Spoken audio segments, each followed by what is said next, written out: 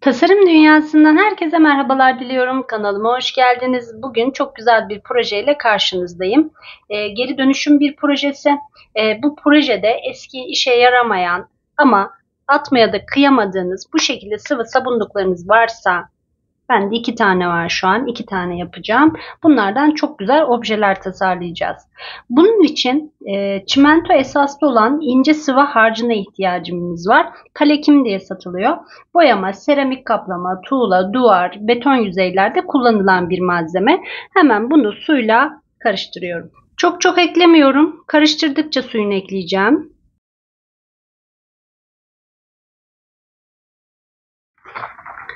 İsterseniz bunun yerine çimento da kullanabilirsiniz. Fakat çimento kullandığınız zaman bunu kumla karıştırmanız gerekli. Sadece çimento kullanırsanız çatlaklar oluşacaktır.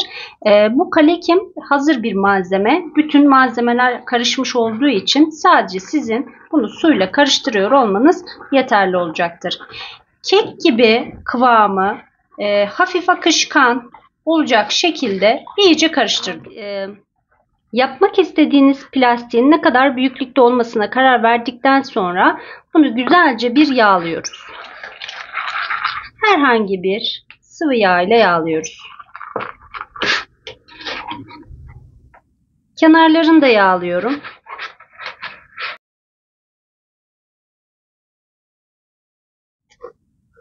Yağlamış olduğumuz kabın içerisine bu hazırlamış olduğumuz karışımı döküyoruz.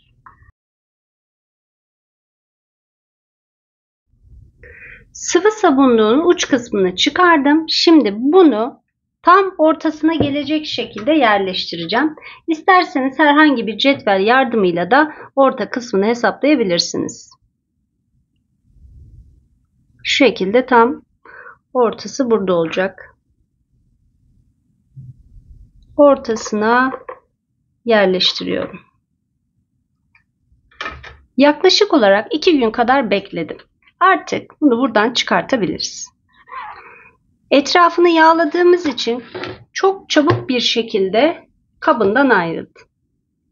Evet, gayet güzel bir şekilde oldu. Hemen yaprak şeklinde stencil şablonum vardı. Bunu kullanarak desenler oluşturmak istiyorum. Yine bunun için rölyef pasta kullanacağım. Üzerine şablonumuzu koyuyoruz. Ve hemen rölyef pastayı üzerine sürüyorum. İstediğiniz şablonu burada kullanabilirsiniz. Önemli olan üstüne daha boyutlu bir şekilde desenler oluşturabilmek. Bunun için de rölyef pasta en güzel malzeme. Bir gün iyice kurumasını bekledim. Üzeri kuruduktan sonra isterseniz hafif bir zımpara yapabilirsiniz. Pürüzlü kalan kısımlarını hafif çok fazla olmadan bu şekilde zımparayla hafif zımparalayabilirsiniz. Zımpara yaptıktan sonra da ıslak mendille tozlarını alabilirsiniz. Üzerini boyamak için herhangi bir multisurface boyası kullanabilirsiniz. Multisurface boyalar her türlü yüzeyi boyamak için ideal olan boyalardır. Ben antik beyazı kullanacağım. Bir kaba az miktarda aldım. Ters tarafından başlayacağım boyamaya. Bütün yüzeyine boyuyorum. Boyama işlemini 2 kat yapıyorum. Bir sefer boyadıktan sonra kurumaya bırakıyorum. Kuruduktan sonra, iyice kuruduktan sonra ikinci kat boya atıyorum. 2 kat olarak boyadım. En sonki boyama işleminde pompon fırça kullandım. Onun bıraktığı dokuyu seviyorum çünkü. Siz isterseniz fırça ile de ikinci katını yapabilirsiniz. Artık renklendirme aşamasına geldik. İlk önce ters tarafından başlıyorum. Eskitme kremimiz ve glaze medium'umuz var. Hemen bir kaba bir miktar alıyorum. Üzerine göz kararı olacak şekilde glaze medium'u ekliyorum. Bakın bu kadar koydum. Ve karıştırıyorum. Glaze medium boyanın çabuk kurumasını engelliyor. Yapacağınız işlemde size büyük bir rahatlık veriyor. Boyamdan fırçamı alıyorum ve sürüyorum. Bütün her tarafına eskitme kremimizi sürdük. Nemli bir süngerle ya da ıslak mendille ya da bezi ıslatarak da bu işlemi yapabilirsiniz. Hafif hafif siliyorum.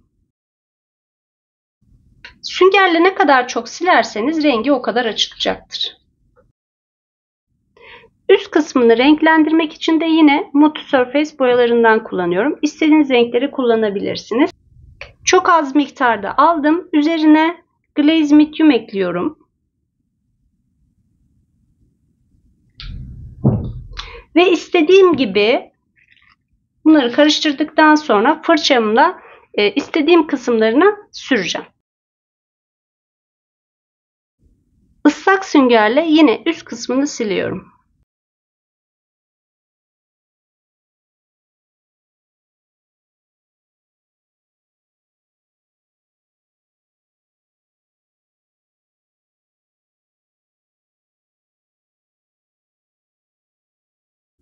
Eskitme kremini de hafif pompon fırçayla istediğim kısımlarına hafif hafif tamponluyorum.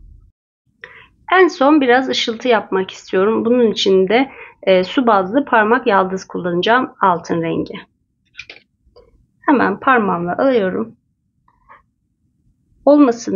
Sarı olmasını istediğim yerlerine altın parmak yaldızımı sürüyorum. Çok azar azar alıyorum. Zaten çok az ihtiyacınız olacaktır. Üstüne vernik yapmaya hiç gerek yok. Birkaç gün bekledikten sonra gayet iyi kuruyacaktır.